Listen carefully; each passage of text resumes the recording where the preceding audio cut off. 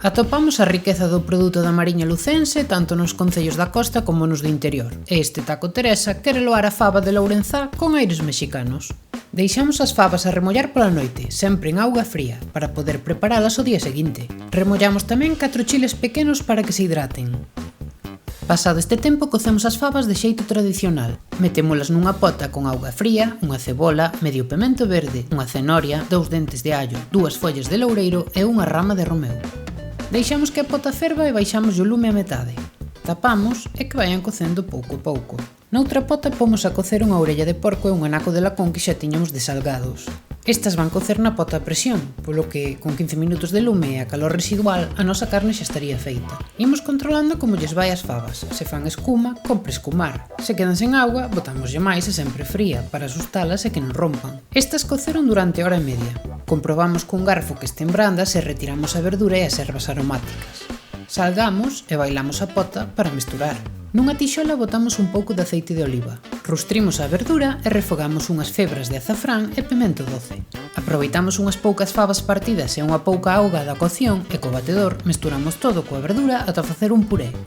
Botamos esta mestura de volta na pota, volvemos bailala e engadimos tamén a pementa negra. Deixamos un par de minutos máis no lume para que todo se integre coas nosas fabas de Lourenzá. Comezamos agora a preparar a carne.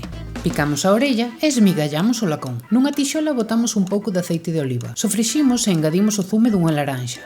Cando o zume se evapore e a carne se torre un chisco, estará lista. Os tacos non son tacos en tortillas. Facelas é moi doado. Mesturamos 190 gramos de fariña de millo precocida, sal e 300 ml de auga fría. Amasamos e facemos bolas. Machucaremos estas bolas entre 2 táboas de picar que cubriremos con plástico filme. Poñémolas na prancha quente e imos controlando que cozan e queden douradas. Gardámolas envoltas nun trapo de algodón para que manteñan a calor. Remataremos o prato con complementos que tamén temos que preparar. Neste caso, picamos miúda unha cebola vermella, un pouco de ceboliño e un pouco de coandro. Para a fusión mexicana, buscamos un pouco de picante de xeito opcional, que conseguimos facendo un preve cos chiles, un pouco de vinagre de viño, aceite de oliva e sal. Agora que temos todas as elaboracións dos nosos tacos Teresa, é cando os podemos empratar. Nunha tortilla engadimos unhas poucas fabas ben molladas na salsa e unha pouca carne a laranxa.